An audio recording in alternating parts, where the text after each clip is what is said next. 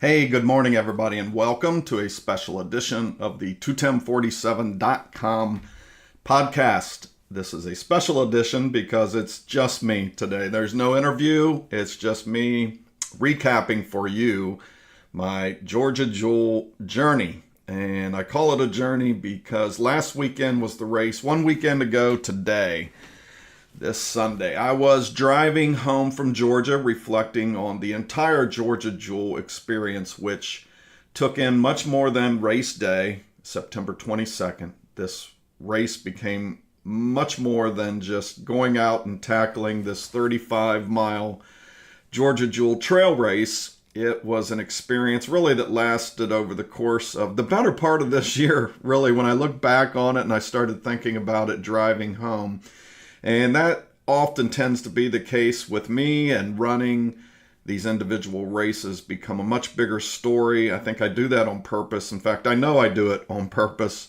I'm not the best runner in the world. I'm not going to be winning any races, and that's fine. I long ago became okay with that. And I became okay with it because, like I said, more often than not, these races I run have a deeper background story to them, and many times these background stories are a bigger part of the story than the actual running, and that certainly was the case with the Georgia Jewel.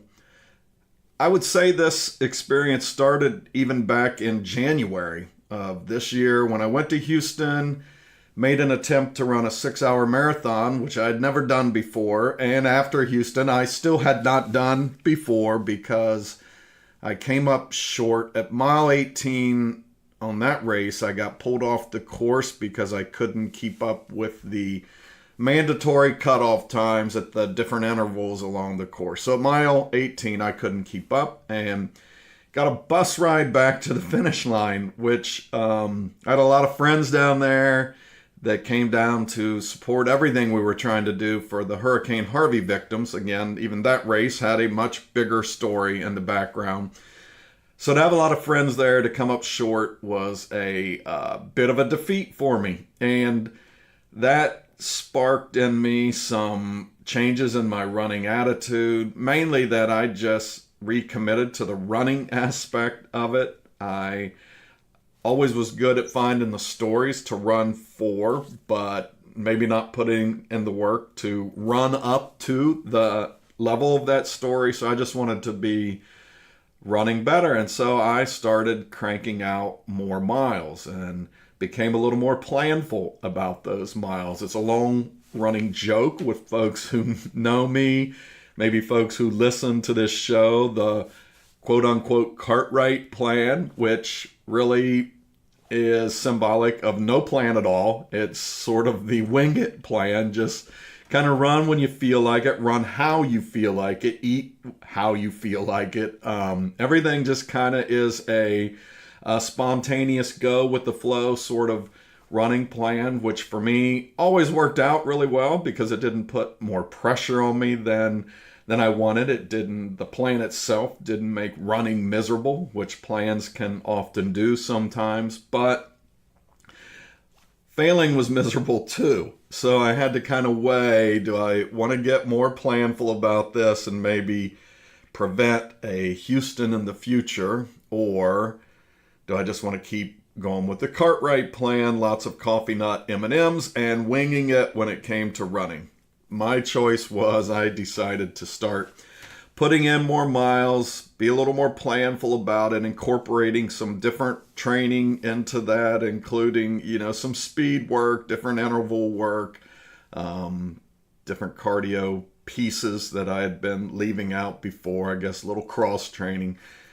So I think that, looking back, the whole Houston thing really spurred a different attitude in me. At the same time, if you're listening to this, I've been doing this podcasting journey for the better part of the last 18 months, I guess. I've had the chance to interview some really cool and some really inspiring people. And so in the aftermath of Houston, through a lot of story, I ended up signing up and headed to Little Rock, Arkansas to run the marathon there in Arkansas. and had some friends headed down there. Nicole Williams, Tracy Outlaw, Ashley, Anthony, my buddy Anthony was going to be down there. And just, so a lot of support, lots of folks around that race.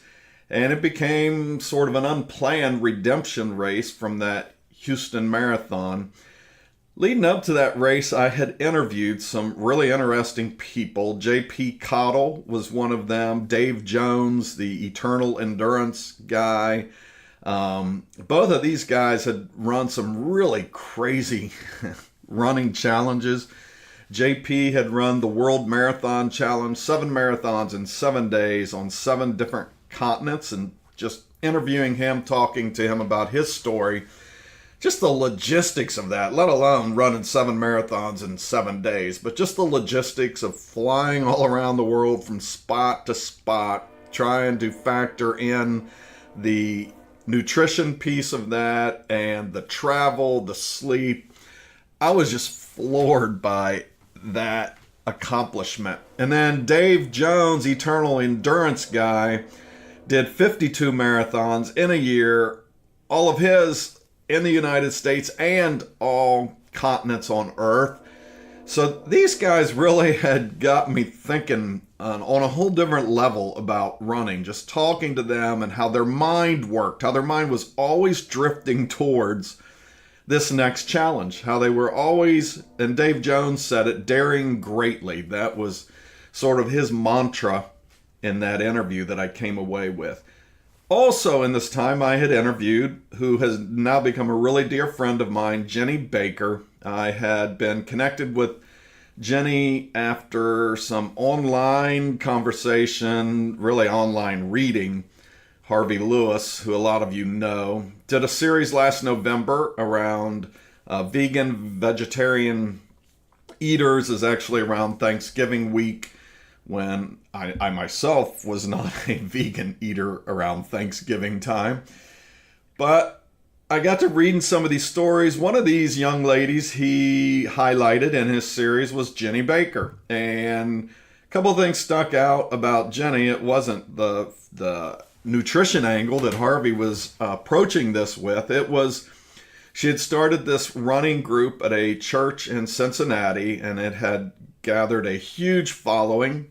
And so I was really curious about that. And then she was also writing a book, and I think at this time actually the book had just come out, The War on Normal, and it was just sort of about these societal pressures that come on women to what their bodies should look like, and post baby birth kind of fighting to fight off those cultural expectations and wanting to get that old body back. And I'm not a woman. I've never been pregnant. I've never been post-birth, but just sort of this idea of what goes into that. I think there was a lot of parallel with it in this running journey of comparing ourselves to others, and some of the expectations that come with our running that maybe force us to put some pressure on ourselves that's unnecessary. And sometimes the answer to that is just changing our perspective and how we look at those things. So I did an interview with Jenny Baker. All of these interviews were about at the same time. Jenny, which really didn't become a huge part of our conversation, but Jenny Baker is the race director of a race called the Georgia Jewel. And I guess somehow that got logged in the back of my mind when I did this interview. I did not interview her to talk about the Georgia Jewel. And we didn't talk about the Georgia Jewel much. But we talked about it enough that it planted a crazy seed in my mind. And so at Little Rock, when I got around my friends, and especially my friend Nicole, there began a lot of joking about Dare Greatly. And so I started joking, I think my next challenge will be 7 marathons in 7 days. And I wanted to take something on big like J.P. Cottle or Dave Jones. And my mantra for the weekend, I began talking a lot about daring greatly. And so we started joking about these big race events that we could take on. And I ended up completing the Little Rock Marathon. I did get my redemption. Very, very slow and painful redemption. But I think all of this was sort of a perfect storm. Started talking about daring greatly. I'd interviewed all these really fascinating people. And, that's a cool thing about this running community when other people are out there daring greatly and conquering some incredible races and some incredible adventures. It does plant these seeds in our mind. It does make us wonder. And for me, it's not, I don't want to be J.B. Cottle, and I don't want to be Jenny Baker or Dave Jones, but I do want to think like them. I want to be inspired by their thought process, not necessarily their thoughts, but just the way they think, the way that they dream. And so when I crossed that Little Rock Marathon finish line and sort of exorcise this demon from Houston in a small way, although I'm headed back to Houston in January. I do have unfinished business there. But when you cross these finish lines and accomplish something tough, you do start to think, I can dream bigger. You get this confidence boost. It's almost, this euphoria of success races through you. It makes you start believing that it's not a joke to go out and think about running 7 marathons in 7 days, or being on 7 continents in 7 days running a marathon, or writing a book like Jenny Baker did, which I love writing. So just this idea that she had written and published this book was a dream big sort of deal for me. When you experience success in your life at these big goals like Little Rock, it fuels this sort of dreaming you have going on in yourself. And somewhere along in there, then, as I was dreaming and processing a lot of this with my friend Nicole, the Georgia Jewel race came out of our mouths. It sort of suddenly got linked with this joking about Dare Greatly, and then here's this conversation with Georgia Jewel race director Jenny Baker. And then somehow those things got married into like a real idea. It was no longer a joke. It was no longer a mantra of Dare Greatly. It was suddenly an idea. And shortly after that, as I was communicating and chatting back and forth with my friend Nicole, it was a Saturday morning. I remember the chair I was sitting in. I remember the phone that I was holding. I remember the email that came up that included her registration, her confirmation registration to the Georgia Jewel 35-mile race in September. And suddenly, this Dare Greatly dream, Dare Greatly Little Rock, Arkansas joke was a friend of mine registered in response to all of that to really go run a real 35-mile race, much, much further than I had ever run.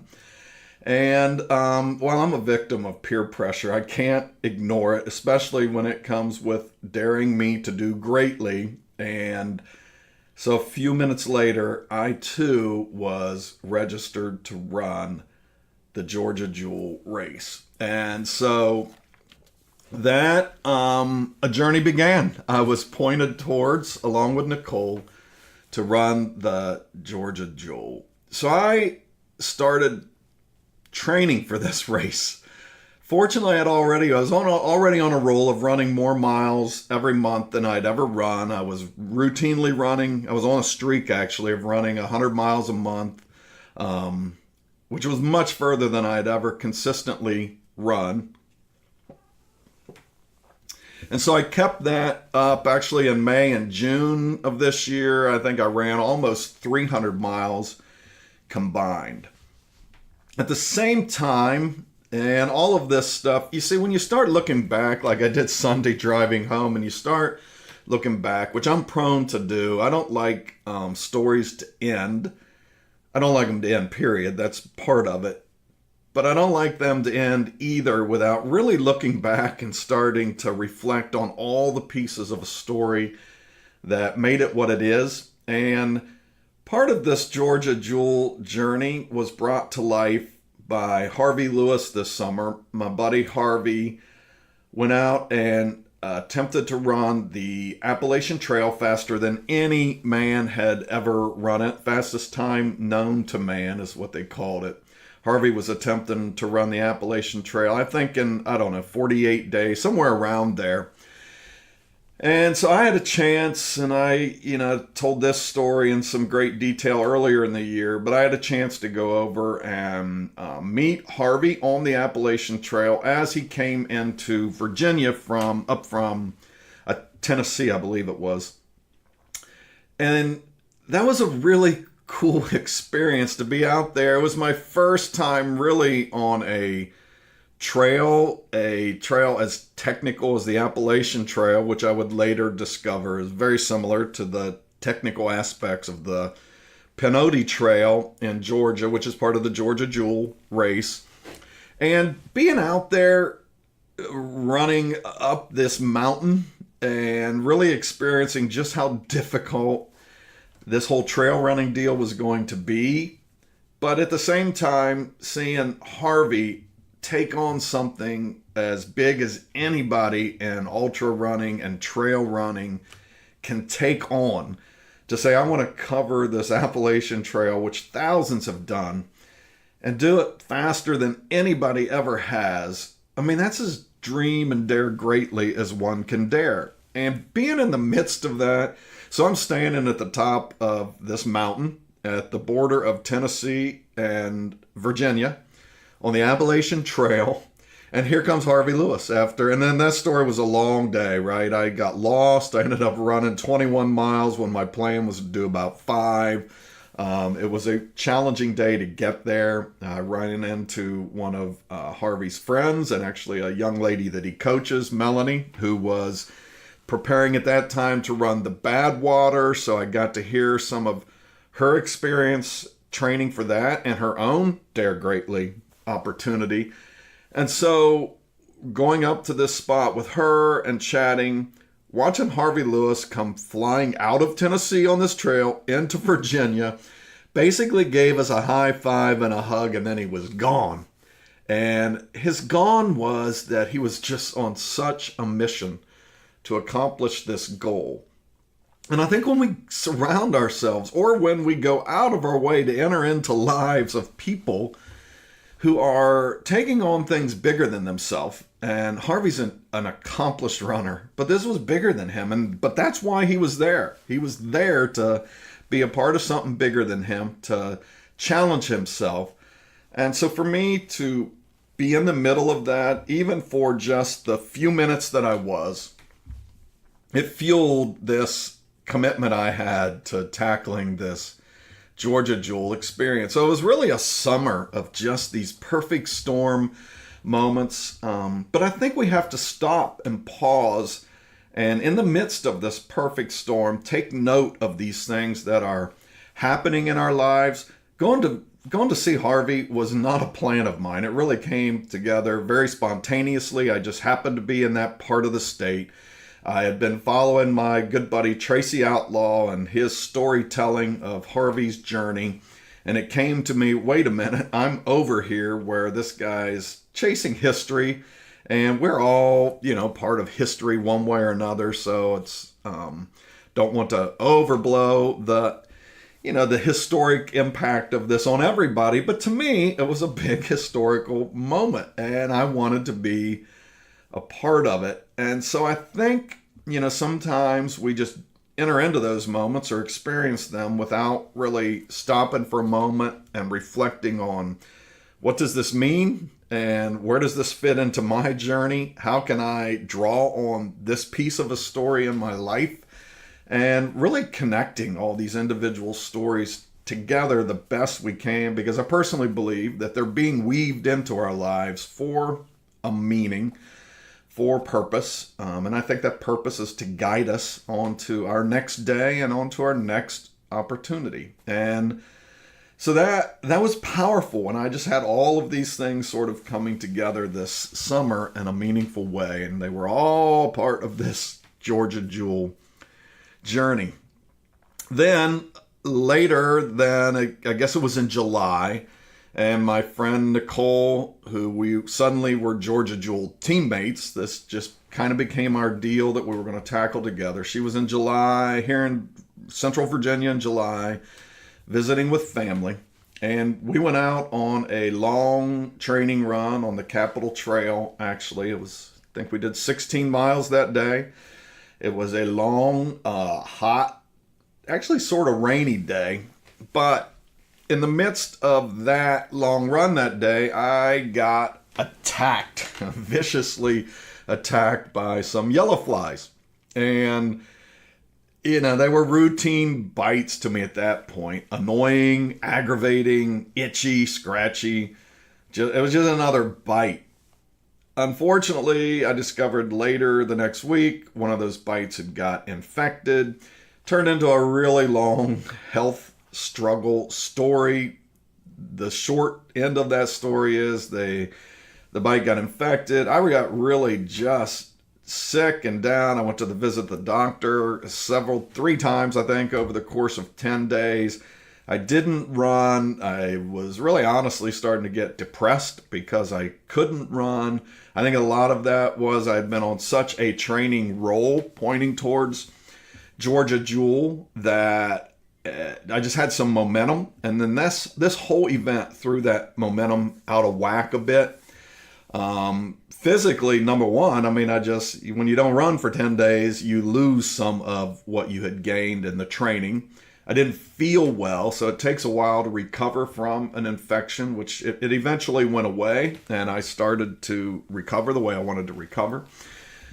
But then also, I had been pointing towards the Georgia Jewel practice run, which was taking place in August. And really had been hoping to be in great shape to go down and experience my first experience with the Pinhoti Trail on the Georgia Jewel Trail race, part of the race. It was going to be my first opportunity to really experience what I was going to be experiencing in September when I did the 35-mile race. So I went down there and did this practice run. Nicole actually went down there too. We did this thing together. I wasn't at the full strength that I wanted to be at, and I didn't do well on that practice run. It was a long day, but, I started to learn. I think what I took away from that whole bug bite thing and this practice run is that, confidence is pretty easy when momentum is on our side. And I'm not, you gotta work hard to get this momentum going your way. You just can't sit back and say, hey, here, momentum, come get on my side. You have to work hard. You have to train hard to get the momentum going. But once it goes, it's pretty easy to fall into that flow. But you know what is really, really hard is getting the momentum back once you lose it. What is really hard is overcoming doubt once that starts to creep into your mind. And, it was just as all of this was a beautiful, perfect storm leading to Georgia Jewel. It was a perfect storm of negativity when the whole bug bite things crept in and impacted my training.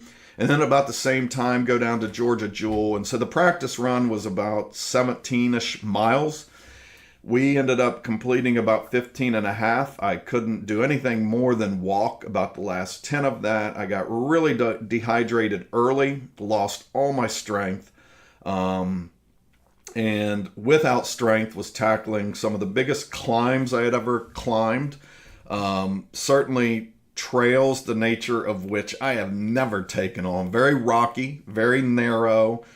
Roots. I was tripping, twisting ankles a lot. It was a whole new ball game, and I left Georgia really wondering what I got myself into. Right? I was wondering how on earth, when you struggle through 15 and a half miles, and 3 weeks later, which is we were down there 3 weeks before the actual race. You logically start to wonder, where am I getting another 20 miles? There's no way on earth I could have got 20 that day. And, the couple of things I took away from that practice run, I definitely took away doubt right? I came home with a lot of doubt. When you drive home from Georgia, which is about an 8-hour drive, you experienced a practice run like I did. You spend a lot of time trying to figure out how I can do something that really seems impossible. And what that naturally sort of brings out is doubt. And like I said, momentum is easy to ride with. Overcoming when the momentum goes away and sort of jump starting this attitude that was really full steam ahead towards the finish line. Now it is just stumbling and falling all over the place on the way to the finish line. And, you really have to work hard with your mind to get confidence back. It's not just going to come back to you. And so I had to really start thinking about how I was going to get that momentum back. One way was, and I credit, Jenny spent some time chatting with us after I struggled through that practice run. And, one thing she said to me that I really took to heart was that, hey, Keith, the miles aren't nearly as important now as go home and spend some time. She told me to go to a gym and find a Stairmaster. Now, and her point was it's the climbs that you have to get down. There's a skill set to this running, which I had largely ignored over the years. The only skill I really had was just go out, run, right? Get up today, run. Even in the spontaneity of my planning, I already said that I wasn't a big planner, but I did run a lot. But I didn't think much outside of put shoes on, hit road, run. And, for me, that always worked.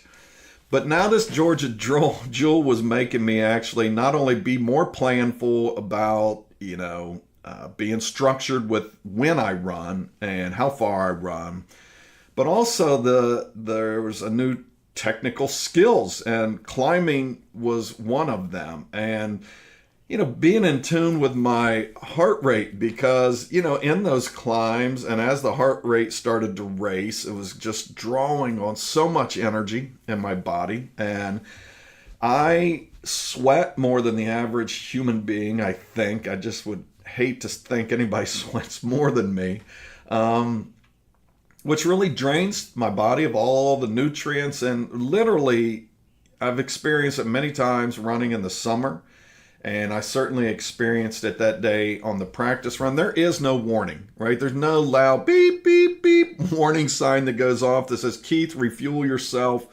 You need something, or else here in a half hour or so, you're going to crash. For me, it's just beep, crash. It just happens all of a sudden, and there's no getting it back. And so I left Georgia with a couple of things in mind. I knew I had to follow Jenny's advice and work on these climbs. I did not find a Stairmaster, but I found at our local park, we have an amphitheater that's down, sort of sunken in, and there's a large set of stairs that climbs up out of there. So I spent a lot of time over there running up and down, literally thousands of steps. I remember the first day I went through that routine, I couldn't walk for a week. My calves were so sore. I'd never been so sore from a running event ever, or practice, or just being out. It was painful, but it got better as I, over the next few weeks, continued to run those steps. So that was one thing I did. I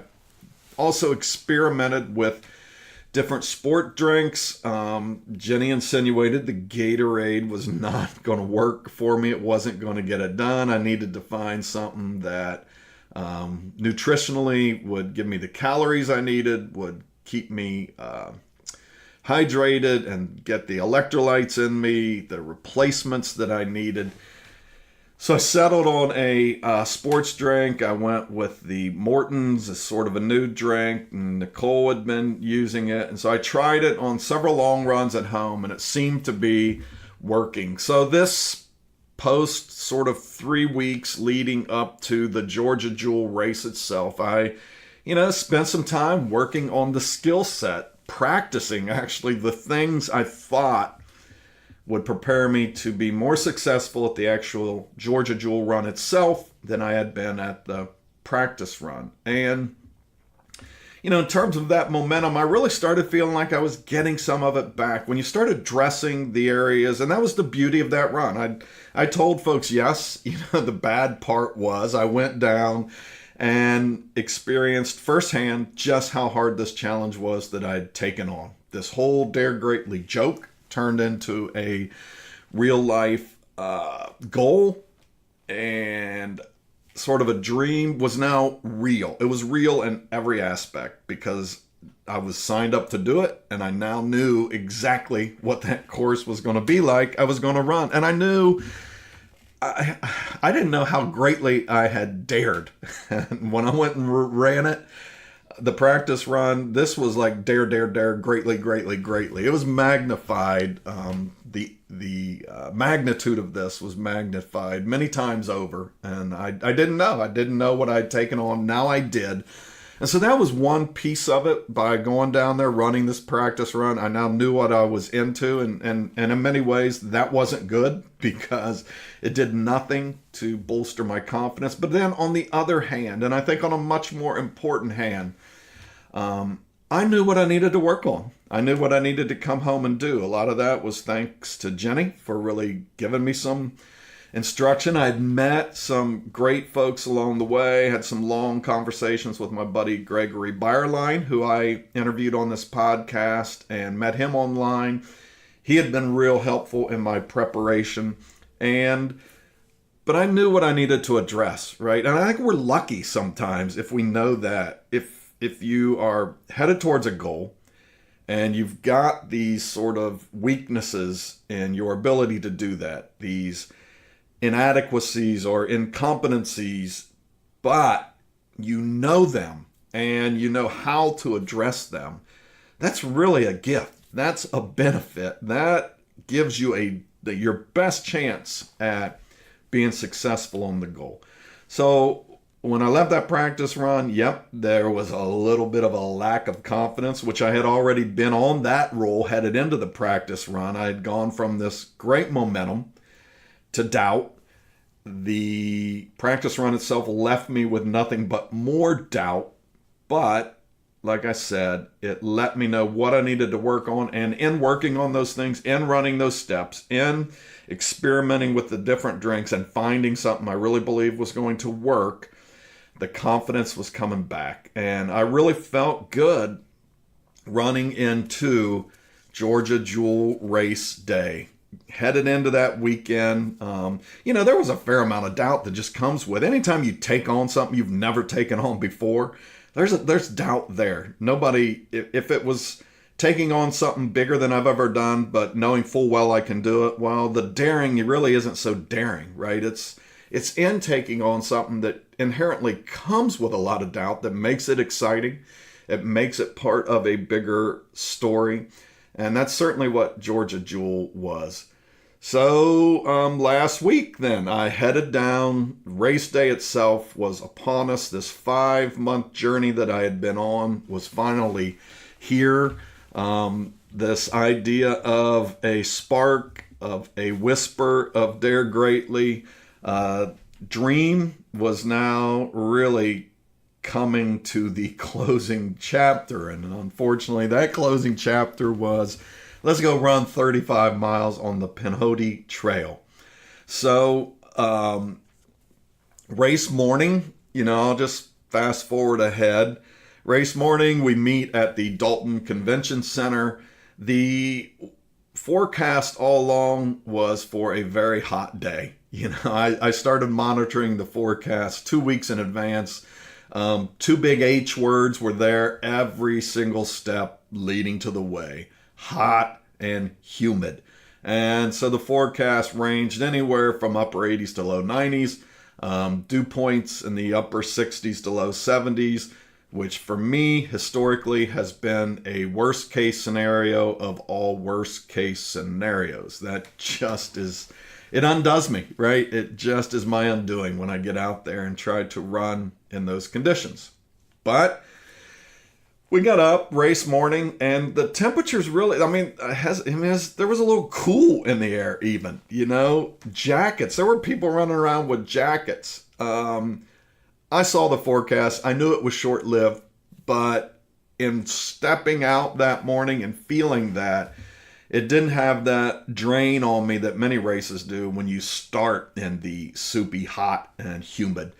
So mentally, I was still doing great. I mean, I was confident. I really felt like this was going to go well. And I thought if I got enough miles under my belt in the cool of the morning, it was about, race start time was 7 a.m. And I really felt like that was going to work well for me. Starting the day with some good temperatures was going to be good. So we loaded on all these buses that hauled us to the start line. It's a little bit intimidating when you get on a bus and you're taking a 45-minute drive up winding mountains and in and out of these different roads. And the whole time I'm thinking, I got to run back. We were leaving the finish line, driving to the starting, and you're on this bus that's really, some scene in a movie. Like you're being kidnapped, hauled out into the middle of some unknown place, and then, hey, go find your way home.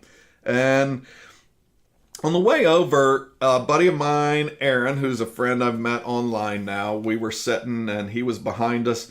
And this was I believe his third time tackling this race.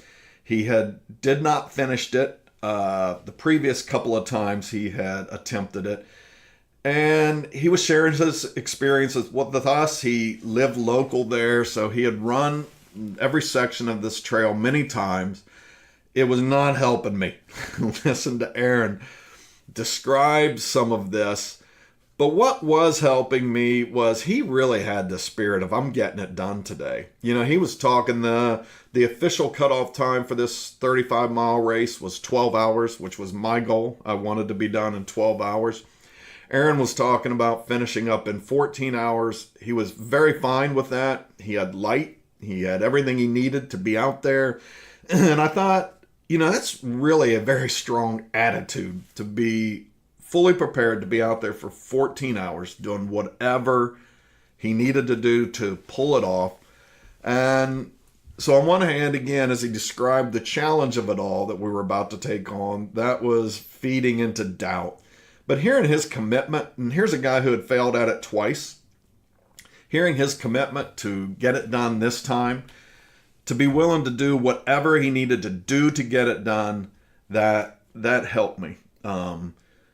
So here we were at this large congregation. The bus finally stopped. It was like, all right, y'all, get ready, go find your way home. It was really cool to be able to spend some time at that start line, mingling with folks who I'd met online, which is always part of this story. And I encourage us all, as we sign up for these races, go online, find people who are running these races with you, maybe perfect strangers. I have met some incredible people the last 5 months who really define this journey much more than the outcome of this race I'll talk about in a little bit. Gregory Byerline is one of them. Like I said, I got to interview him. We've shared this faith connection, this sort of older dad connection. He's become a really good friend. I got to meet him at the starting line and chat.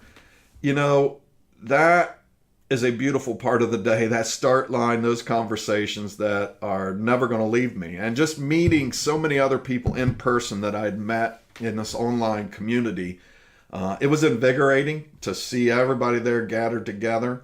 When you're standing with people who are getting ready to take on 35 miles, and then also the 50-milers were there.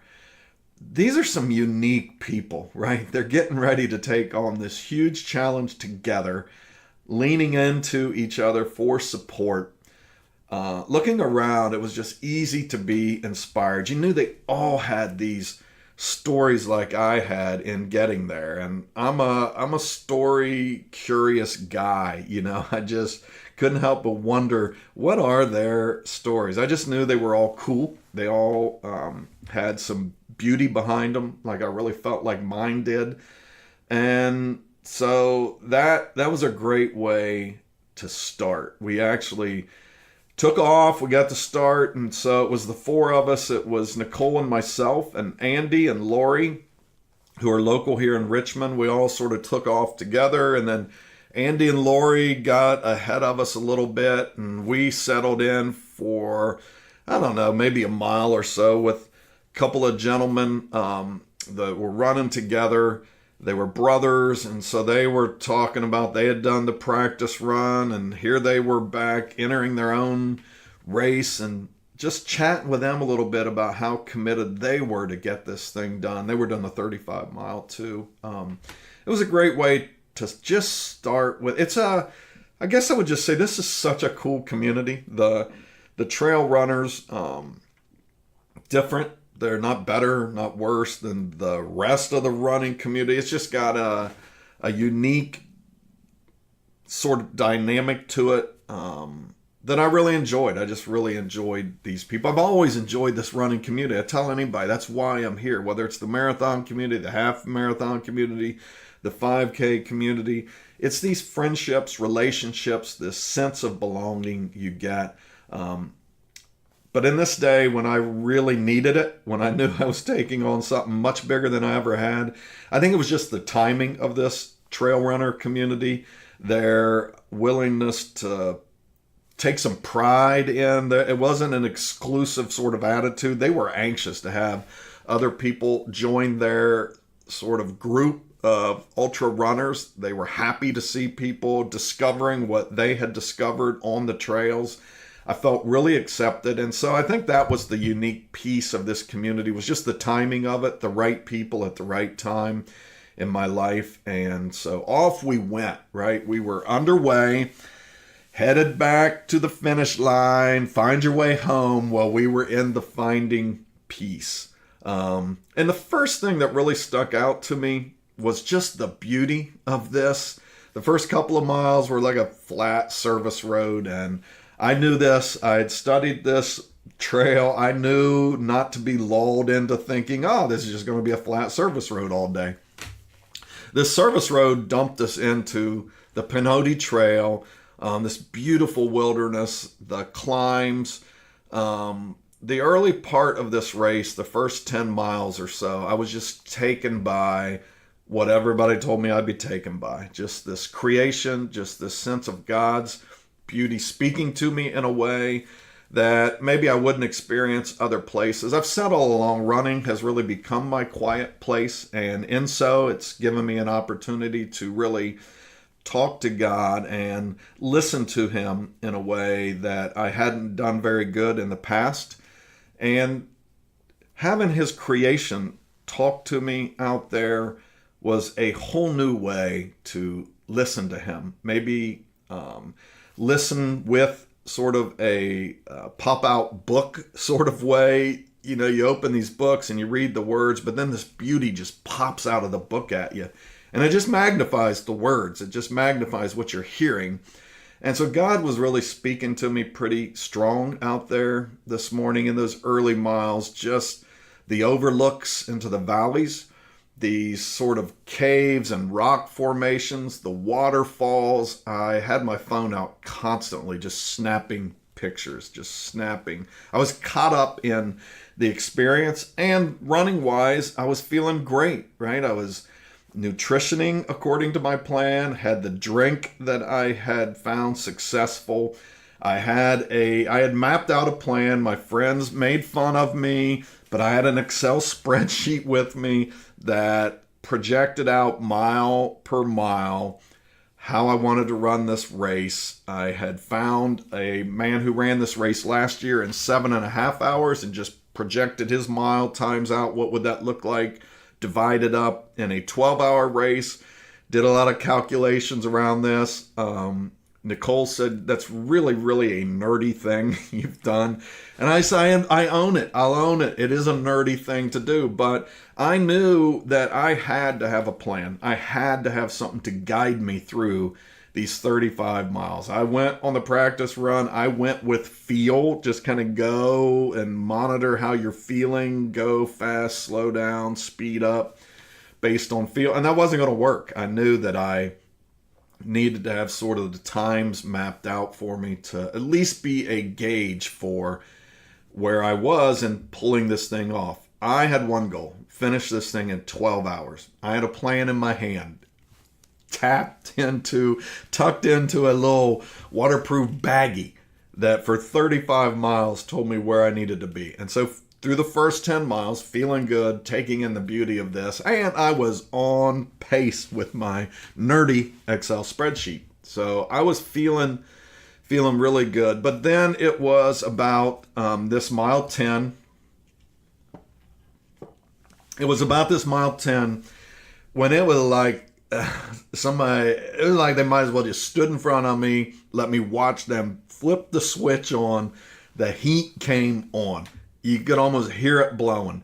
And all of a sudden, it went from comfortable to those two H's, hot and humid. And I hung in there. Nicole kept asking, you okay? You okay? I said, yeah, I feel good.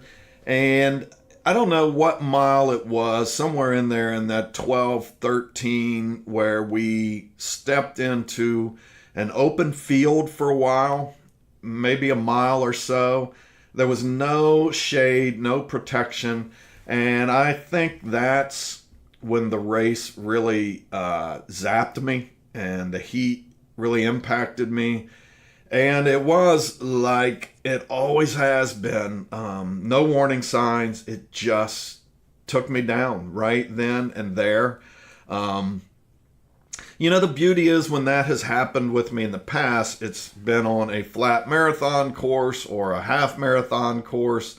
And even though it gets struggling, there's no additional struggle added to it by the elements outside of the weather. In this case, though, when I started feeling down, there were some climbs that we had to make. And with the trail, there's always the technical piece of the surface you're on with the rocks and the roots. And so that just takes additional energy. It just elevates the heart rate a lot more than maybe it would be just by the heat and humidity alone. And so as I began to climb some of these climbs, literally my breath was taken away and I'm just walking, right? I'm not running even. I'm just walking up these climbs. And it really started to drain on me. Nicole, I won't say she was draining on me, but she was doing what she came there to do. She was trying to make me pull this thing off. And so she, started saying, hey, we're going to have to run if we're going to make this cutoff. And at one point she asked me, do you want to be out here all day? And I sort of just shut up. It was, there was friction there in this, in this team. We both knew it. What she didn't know is I was falling fast. There was no motivation that was going to spur me on at that moment. It was a strictly, it wasn't a mind game. And I've said it that I hate to lose to my mind. I hate for my mind and sort of these running devils that I identify, because when you're out there running, no matter how far you're going, there's always a running devil that's trying to talk you out of discovering your best self through running. Always. It's always going to be speaking to you. I think the better you're feeling, the louder the voice tries to get. But this wasn't a mental battle. This wasn't the running devil. The running devil was sitting down knowing that the physical side of this thing was taking its toll on me, and the running devil didn't have to open its mouth. And that was true because my body was giving in on me. And I would say at some point there, right around mile 14, 15, I felt as bad as I had ever felt in running, felt as bad as I had ever felt maybe even in anything. It had become a real struggle. And at one point there, I didn't even know, I started wondering, how am I getting off this mountain? Because I'm not walking. The next aid station was mile 18, so it was about 2.5 miles to go to the next aid station. My sport drink was no longer staying down. I couldn't handle it any longer. I'd take a drink of it and just spit it back out. I knew what I was dreaming of, whether I needed it, whether my body was craving it, was just some cold water. So Long story short, my friend Nicole said, I'll go to the next aid station. I'll run ahead to the next aid station. I'll bring you back some cold water. Now, you can't possibly understand the magnitude of what she was volunteering to do unless you were in the midst of this trail, knew just how far that was when you factor in the climbs and the elements. I didn't understand it at the moment. I just wanted cold water. That's all I could picture. I knew that was the only way I was getting up from where I was and moving on. And so, yes, go, please bring me back some cold water. And so she left. She went on her way. I sat down there on a rock and leaned my head up against a tree for a bit. And at some point, I don't know for how long I was there, but I dozed off, my head against this tree.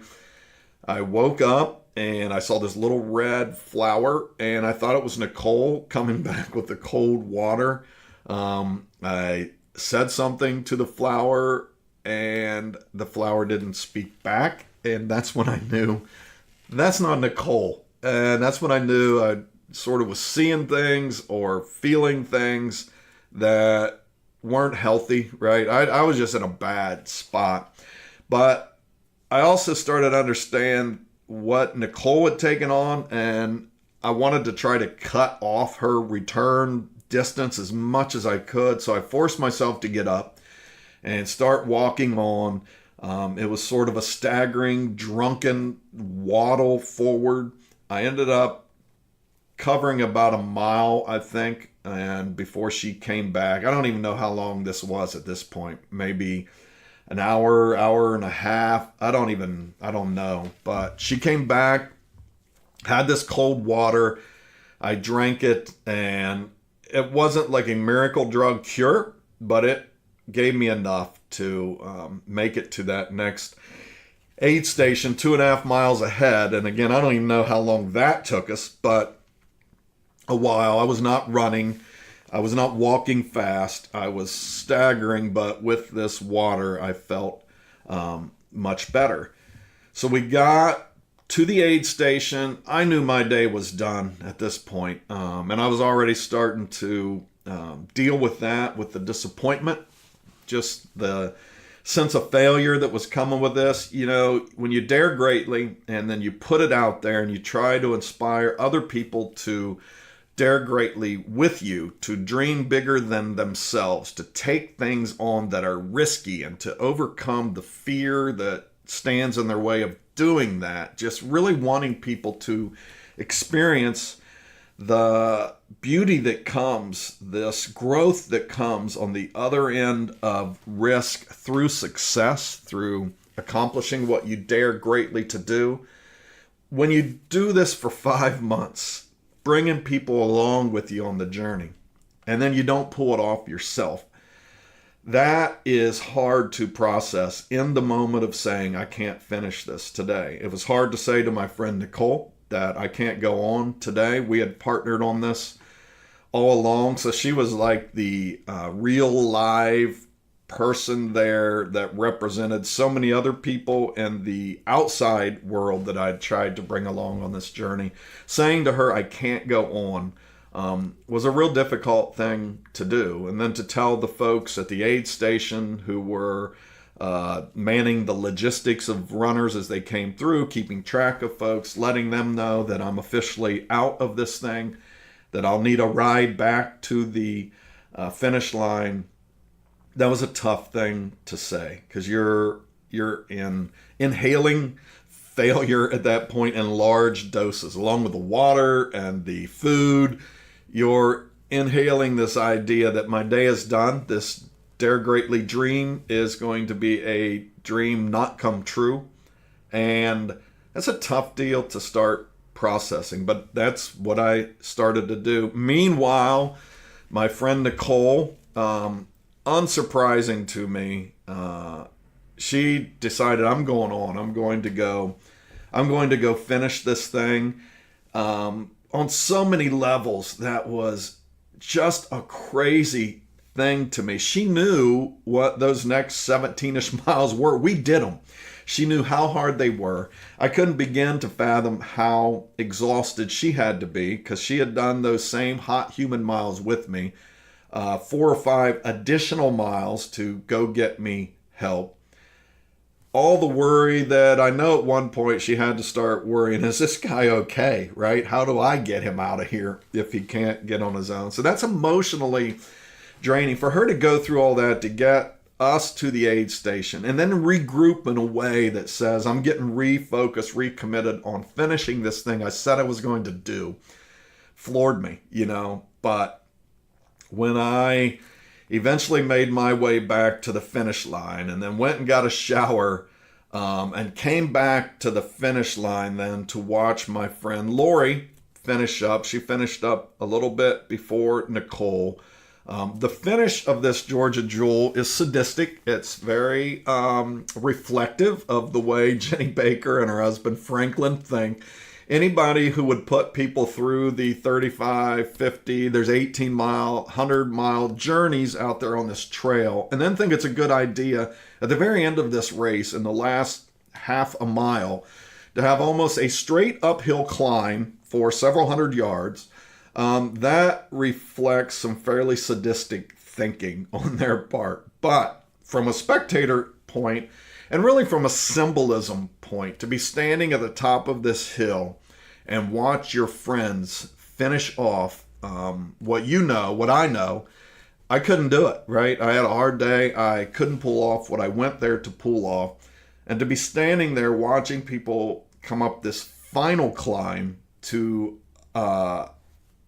conquering through taking on this adventure that was hard enough in itself. It was just very symbolic for me to watch them finish this thing that way. So I watched Lori come up and pull off what she had set out to do. And then about, 45 minutes, an hour later, I watched Nicole come up and finish off. And for me, watching Lori and Nicole do that, that was really healing for me because, I think there's a lot of joy to be found in watching other people succeed, in running and just in life in general. When we take things on, it's real easy to get caught up in ourselves. It's really easy to get caught up in our own personal journeys. We get caught up in thinking this is about me, as purposeful as we get to living inside the bigger story, right? I went to Georgia Jewel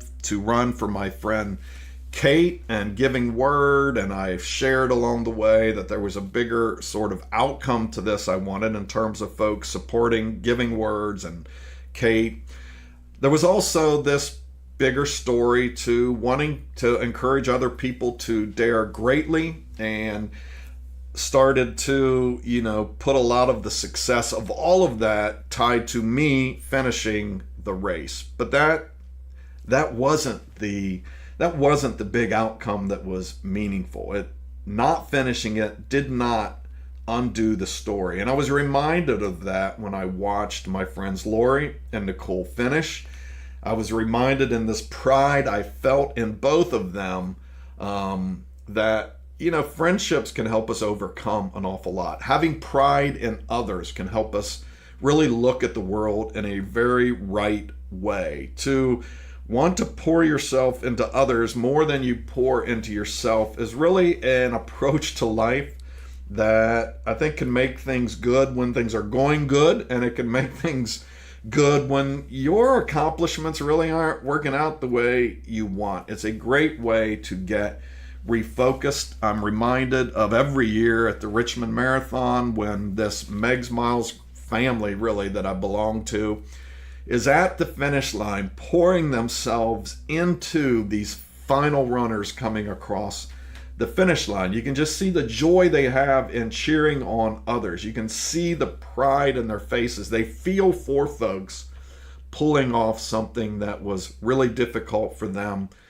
to do. And so I just think that was a really perfect timing, perfect storm sort of deal for me to be at the top of that hill watching my friends finish. And so that was sort of the end of the Georgia Jewel. I do need to say that And if my friend Jenny is listening, I didn't deal well with the disappointment there in the beginning. When I got taken back, and ironically, Jenny's husband, Franklin, who was co-race director, he drove me back to the finish line.